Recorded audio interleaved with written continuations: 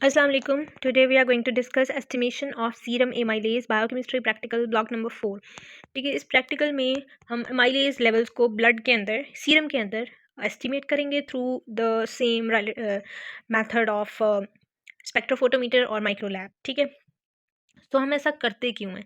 जो एमाइलेज है, it is an enzyme that degrade carbs into its basic units और basic monosaccharides में convert करता है एमाइलेज. ठीक है, and it helps to digest starch and glycogen. It is produced mainly by the exocrine pancreas and salivary gland. ये दो इसकी location है, ये पेंक्रियाज या सलाइवरी ग्लैंड से प्रोड्यूस होता है. This determination is made mainly in diagnosis और to control diseases of the pancreas as acute और क्रोनिक पेंक्रियाटाइटिस. अब हम इसको मैयर क्यों करते हैं? पेंक्रियाज की डिजीज़ में स्पेसिफिकली, क्योंकि ये वहाँ से सिक्रीट होता है इसकी मेजर अमाउंट, तो जब उसकी डिजीज़ होती हैं तो इसके लेवल्स ब्लड में ज़्यादा हो जाते हैं. तो अगर हम सस्पेक्ट कर रहे हैं एक पेशेंट के अंदर कि इसको पेंक्रियाज की डिजीज़ है और एक्सोक्राइन पार्ट ऑफ पेंक्रियाज की है, तो हम उसके सीरम अमाइलेज लेवल्स करवाते हैं. और सीरम अमाइलेज लेवल्स अगर एलिवेटेड हैं तो हमें पता चलता है there is a disease, there is a problem in pancreas. वो एक्यूट पेंक्रियाटाइटिस हो सकता है, क्रोनिक पेंक्रियाटाइटिस हो सकता है. ठीक है, और इसके अलावा ये बिलियरी और जीआईटी डिजीज़ को भी इंडिकेट करने में हेल्प करता है. Clinical diagnosis should not be made on a single test. ठीक है, अब ये सिर्फ एमाइलेज है तो हम इसको सिर्फ सिंगल टेस्ट के तौर पर रिजल्ट नहीं निकालते इससे, साथ में और मल्टीपल टेस्ट करवाएंगे. पेंक्रियाज के स्पेसिफिक टेस्ट होते हैं, वो करवा सकते हैं. ठीक है, तो उनके ज़रिए से हम कंप्लीट डायग्नोसिस तक पहुंचते हैं. ठीक है, अब हम ये प्रैक्टिकल परफॉर्म करते हैं कि ये होता कैसे है. तो सबसे पहले इसका प्रिंसिपल क्या है? स्पेक्ट्रोफोटोमीटर और माइक्रोलैब, चूँकि ये एब्जॉर्प्शन वाले लाइट के ज़रिए से इसमें कैलकुलेशंस करते हैं, तो हमारा मकसद ये होता है कि हम हर प्रैक्टिकल में कोई ऐसा कंपाउंड बनाएं जो कलर्ड कंपाउंड हो. ठीक है, ताकि हम एब्जॉर्बेंस में ये करके क्वांटिटी में ये कर लें.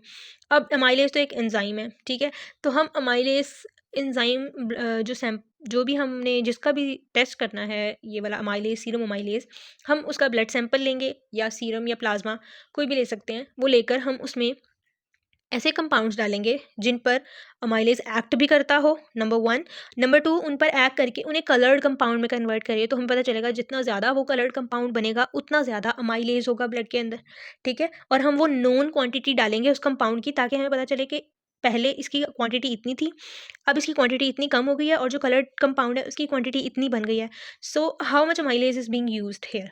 ठीक है, जितना ज़्यादा एंजाइम होगा उतने ज़्यादा सबस्ट्रेट्स को वो प्रोडक्ट में कन्वर्ट करेगा, उतनी ज़्यादा जो एब्जॉर्बेंस है वो हमारे पास आएगी. ठीक है, और हम इसे पता लगाएंगे कि अमाइलेज की कंसंट्रेशन क्या है सीरम के अंदर. That's the basic principle. अब जो यहाँ पर लिखा है वो हम पढ़ते हैं. Alpha amylase catalyzes the hydrolysis of 2-chloro-para-nitrophenyl alpha D maltotrioside. इतना बड़ा कंपाउंड है, ये कंपाउंड हम लेते हैं, ये अमाइलेज का सबस्ट्रेट के तौर पर एक्ट करता है. ठीक है, और पीएच होती है 6, और ये जब रिएक्शन कैटालाइज होता है अल्फा अमाइलेज से, तो वो इसको कन्वर्ट कर देता है इनटू 2-chloro-para-nitrophenols, और साथ में फ्री ग्लाइकोसाइड्स बनते हैं. ठीक है, the reaction is monitored kinetically at 405 nanometer by the rate of formation of colored CNP produced. अब ये जो हमारे पास CNP बना है ना, ये colored कंपाउंड है. ठीक है, तो हम इसकी एब्जॉर्बेंस से कंसंट्रेशन में ये करते हैं अमाइलेज की. कैसे करते हैं अभी मैं आपको आगे बताऊंगी. And its concentration is directly proportional to the activity of the amylase in the sample. ठीक है, ये मैंने आपको बात समझा दी है. रिएजेंट्स इसमें हम कौन कौन से यूज़ करते हैं? रिएजेंट से मुराद है कि जो कंपाउंड हमने डाला है, अब कंपाउंड डाला है वो रिएजेंट में होगा, उस कंपाउंड के लिए जो कंडीशंस चाहिए, जो बफर चाहिए, जो कोएंजाइम चाहिए, या कोई और एडिशनल हेल्पिंग कंपाउंड चाहिए जो इस रिएक्शन को हेल्प करे, वो सारी चीज़ें हम रिएजेंट में खुद डालते हैं. जो चीज़ें हम खुद डालते हैं वो रिएजेंट का पार्ट होती हैं. ठीक है, तो उसमें हम MES बफर डाल रहे हैं. जब भी हम कोई रिएक्शन करवाते हैं तो हर एंजाइम की एक स्पेसिफिक पीएच पर वर्क करने की कैपेसिटी होती है, तो बफर ज़रूर डालते हैं. ठीक है, कैल्शियम एसीटेट डाला, सोडियम क्लोराइड डाला है, सोडियम थायोसायनेट डाला है, और CnPg3, ये हमारा जो है ये रिक्वायर्ड कंपाउंड है जिसने हमारे लिए कलर्ड कंपाउंड बनाना है. ठीक है, ये हमारे रिएजेंट्स हैं. Now we will move on to the specimen. जो हमने सैंपल लिया है वो क्या होना चाहिए? वो सीरम हो सकता है, हेपरनाइज्ड प्लाज्मा यानी जिसमें हेपरिन डला हो, जो क्लॉट ना हुआ हो, या यूरिन में भी ये प्रैक्टिकल हो सकता है, क्योंकि जो पेंक्रियाटिक डिजीज़ हैं जब उनमें ब्लड में अमाइलेज के लेवल ज़्यादा होंगे तो अमाइलेज यूरिन में भी अपीयर होने लग जाएगा, तो हम यूरिन में भी प्रैक्टिकल परफॉर्म कर सकते हैं. ठीक है, serum and plasma alpha amylase is stable for 30 days at 2 to 8 degree Celsius. यानी सीरम, और अगर आपने प्लाज्मा लिया है तो वो 30 दिन तक अगर आप 2 to 8 डिग्री सेल्सियस टेम्परेचर पर रखेंगे तो अल्फा माइलेज के लिए स्टेबल रहेगा, यानी इस टाइम के अंदर अगर आप प्रैक्टिकल परफॉर्म करेंगे तो रिजल्ट सही आएंगे। अगर इसके ज़्यादा टाइम गुजर जाएगा तो फिर रिजल्ट चेंज हो जाएंगे।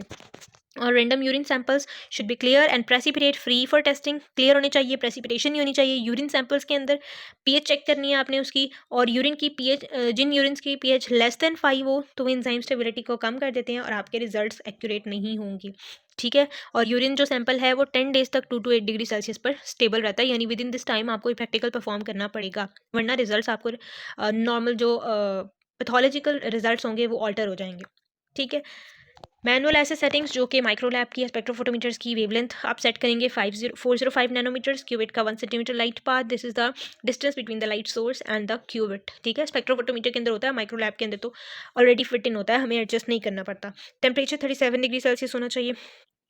तो ये सारे फीजिबल कंडीशंस हैं for the reaction to occur. अब इसका प्रोसीजर क्या है, जो भी इंजाइम वाले प्रैक्टिकल्स होते हैं ना उसके अंदर हम हमेशा माइंडेड एक टेस्ट ट्यूब यूज़ करते हैं, ठीक है। और जो कंपाउंड्स होते हैं ना जिसके अंदर, जैसे हमने ग्लूकोज वाले प्रैक्टिकल्स किए, उनके अंदर हम 3 टेस्ट ट्यूब्स लेते हैं। इंजाइम्स वाला कोई भी प्रैक्टिकल आप उठा के देख लें, उसमें हमेशा एक टेस्ट ट्यूब यूज़ होती है। प्रोसीजर क्या है, सबसे पहले आपने प्री इंक्यूबेट करना है वर्किंग रिएजेंट को, सैंपल्स को और कंट्रोल्स को to reaction temperature of 37 degree Celsius for 8 to 10 minutes. Incubator machine के अंदर आपने तीनों चीज़ों को, रिएजेंट को, सैंपल को, आपने इस टेम्परेचर पर 8 से 10 मिनट के लिए रखना है। फिर आपने स्पेक्ट्रोफोटोमीटर को सेट करना है ज़ीरो एब्जॉर्बेंस पर। सबसे पहले इसके अंदर चूँकि हमने कोई टेस्ट स्टैंडर्ड ब्लैक वाली टेस्ट ट्यूब नहीं बनाई, ठीक है, तो आपने जो ब्लैक वाले हम टेस्ट ट्यूब बनाते थे ना, आपने वैसे ही एक टेस्ट ट्यूब में डिस्टिल्ड वाटर लेना है और उसको सबसे पहले स्पेक्ट्रोफोटोमीटर के अंदर रख के उसकी एब्जॉर्बेंस करनी है ताकि वो ज़ीरो मैच हो जाए। एक्चुअली वो हम रखते ही ज़ीरो सेट करने के लिए, क्योंकि वाटर होता है, क्लियर होता है, सारी लाइट पास कर जाती है, सारी लाइट जो हमारे पास सेंसर होता है उस पर रिफ्लेक्ट होकर आ जाती है, तो हमें पता चलता है there is no error in the spectrophotometer, ठीक है। अगर क्लियर वाटर में से भी ज़ीरो वैल्यू ना आ रही हो कि कोई चीज़ एब्जॉर्ब नहीं हुई, ठीक है, तो फिर मतलब कोई मसला है स्पेक्ट्रोफोटोमीटर के अंदर, ठीक है, कि वो एब्जॉर्बेंस सही मैयर नहीं कर रहा। अगर, क्योंकि क्लियर वाटर में तो ऐसा कोई कंपाउंड नहीं है जो कि लाइट को एब्जॉर्ब कर सके, तो पूरी लाइट रिफ्लेक्ट होकर वापस आनी चाहिए, लेकिन अगर नहीं आ रही इसका मतलब there is a problem in spectrophotometer. तो ये ज़ीरो सेट करने के लिए हम डिस्टिल्ड वाटर यूज़ करते हैं। तो आपने डिस्टिल्ड वाटर से ज़ीरो एब्जॉर्बेंस सेट कर लेनी है। उसके बाद आपने क्यूबिट लेनी है और रिएजेंट जो सोल्यूशन है आपने उसके 1 ml लेना है और आपने उस क्यूबिट के अंदर डाल देना है थ्रू माइक्रोपिपेट, ठीक है। उसके बाद आपने 20 माइक्रोलीटर स्पेसिमेन लेना है और वो भी आपने माइक्रोपिपेट के ज़रिए से उसके अंदर डाल देना है उसी क्यूबिट के अंदर, ठीक है। और अगर आप यूरिन सैंपल से कर रहे हैं तो आपने 10 माइक्रोलीटर यूरिन सैंपल लेना है। सीरम या प्लाज्मा करें तो 20 माइक्रोलीटर लेना है, यूरिन करें तो 10 माइक्रोलीटर लेना है, ओके। उसके बाद आपने थोड़ा सा उसको जेंटली शेक करना है और बाय इन्वर्जन क्यूबिट का क्योंकि कैप होता है, ठीक है, इधर नहीं बनी हुई, आगे प्रैक्टिकल्स में क्यूबिट है, क्यूबिट का कैप होता है, ठीक है। तो जो उस कैप से आपने उसको बंद करके इन्वर्स करके थोड़ा सा जेंटली मिक्स करना है और फिर दोबारा उसको इंक्यूबेट करना है फॉर 1 मिनट।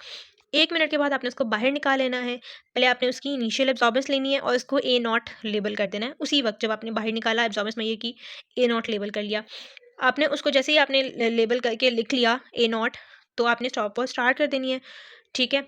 उसके बाद आपने हर 1, 2, 3 मिनट्स के बाद, हर मिनट के बाद एब्जॉर्बेंस लेनी है और उसको नोट करते जाना है।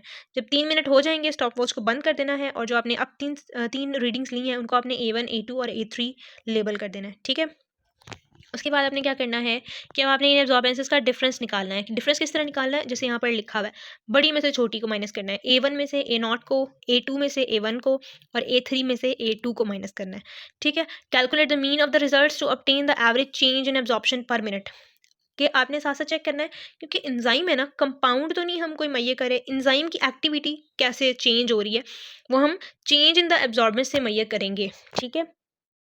तो हमने चेंज एब्जॉर्बेंस के अंदर मैयर किया है बाय टेकिंग एवरेज, तो एवरेज चेंज आ जाएगा हमारे पास, ठीक है। और वो एवरेज चेंज हमारे पास बताएगा कि उस एंजाइम की क्या कंसंट्रेशन है, वो जो वैल्यू आएगी डेल्टा ए, ठीक है, उसको हम मल्टीप्लाई करेंगे एक स्पेसिफिक फैक्टर से जो हमारे पास उस एंजाइम की वैल्यू ले आएगा। वो फैक्टर क्या है, फॉर सीरम या प्लाज्मा के लिए 3591 एंड यूरिन के लिए 7113, ठीक है। तो ये आपके पास जो है वो इस तरह से आपके पास एमाइलेज की कंसंट्रेशन आ जाएगी। नॉर्मल वैल्यू क्या होती है सीरम के अंदर? लेस देन 86 यूनिट्स पर लीटर एंड यूरिन के अंदर लेस देन 470 यूनिट्स पर लीटर। ठीक है, यानी नॉर्मली भी आपके पास यूरिन में थोड़ा बहुत आ रहा होता है, इतना आ रहा होता है, बट अगर इससे ज़्यादा हो जाए तो it is a clinical pathology.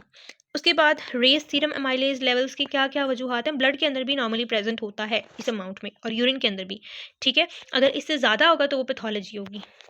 Causes क्या है रेज सीरम एमाइलेज की? एक्यूट पेंक्रियाटाइटिस, क्रोनिक पेंक्रियाटाइटिस यानी पेंक्रियाज का डिसऑर्डर, और सबसे कॉमन कॉज है एक्यूट पेंक्रियाटाइटिस। ठीक है, और वो हो सकता है due to blockage of bile duct या कोई भी और रीज़न है। ऑब्स्ट्रक्शन ऑफ पेंक्रियाटिक डक्ट, ठीक है, एक्यूट और क्रोनिक सियालेडिनाइटिस, क्योंकि स्लाइवरी ग्लैंड भी एमाइलेज सिक्रीट कर रहे थे, तो अगर उनकी इन्फ्लेमेशन हुई हुई है एक्यूट या क्रोनिक, जैसे पेंक्रियाज की इन्फ्लेमेशन कॉज कर सकती है increase levels of serum amylase, वैसे ही स्लाइवरी ग्लैंड की इन्फ्लेमेशन भी कॉज कर सकती है।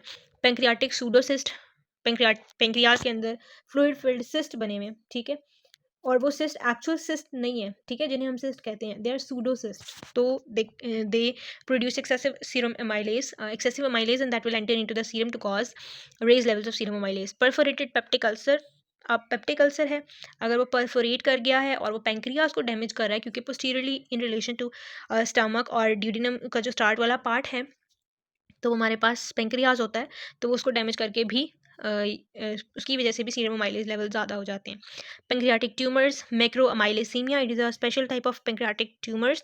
इसमें बड़े बड़े अमाइलेज मॉलिक्यूल्स ब्लड में फ्लोट कर रहे होते हैं, क्योंकि वो सीरम प्रोटीन्स जो ब्लड में प्रेजेंट होती हैं उनके साथ बाइंड कर जाते हैं अमाइलेज मॉलिक्यूल्स, और वो एक बड़े बड़े पार्टिकल्स बना देते हैं। ठीक है, और किडनी से पास नहीं कर रहे होते और वो ब्लड के अंदर ही अकोमुलेट हुए रहते हैं।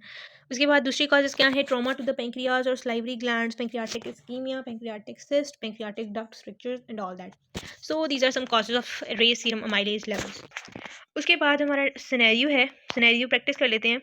ठीक है, क्या है? 58 year old male presents to the emergency department complaining of sudden severe abdominal pain that begin approximately 6 hours ago. Abdominal pain है. He describes the pain as sharp and localized to the upper abdomen with radiation to the back. अगर आपने anatomy अच्छे से पढ़ी हो तो जो back पर पेन रेडिएट होती है that is the pain of pancreas. ठीक है, और किडनीज की पेन भी थोड़ी सी बैक पर रेडिएट होती है। ठीक है, the pain is exacerbated by movement and deep breathing. He also reports nausea, vomiting with vomitus containing partially digested food. On examination, the patient appears pale. Diaphoretic means excessive sweating with vital signs showing tachycardia, hypotension. Abdominal examination reveals guarding and rebound tenderness in the epigastric region. Guarding होती है, normally abdomen को touch करें तो abdominal muscles contract कर देते हैं, कर जाते हैं, लेकिन गार्डिंग होती है कि वो ऑलरेडी स्टिफ हुए हों, कॉन्ट्रैक्ट हुए हों। ठीक है, तो गार्डिंग हुई होती है इस पेशेंट में, और रीबाउंड टेंडरनेस होती है एपिगैस्ट्रिक रीजन में, यानी नॉर्मली तो पेन होती है जब आप टच करते हैं। ठीक है, इसको टेंडरनेस कहते हैं। रीबाउंड टेंडरनेस होती है कि टच करने पर पेन नहीं हुई, आपने उसको प्रेस किया जहाँ पेन हो रही थी, जब आप प्रेस करके अपने हाथ को वापस उठाने लगे हैं तब पेन हुई है, दिस इज़ रीबाउंड टेंडरनेस। अब हम लैब रिपोर्ट्स देखते हैं और आपने डायग्नोसिस बताना है।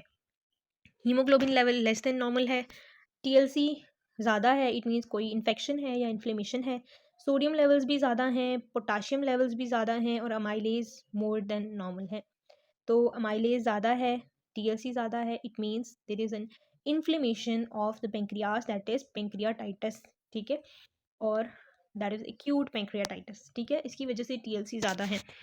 So that's all about today's video. Thank you so much for watching. If you have any question, you can ask in comments. Allah Hafiz.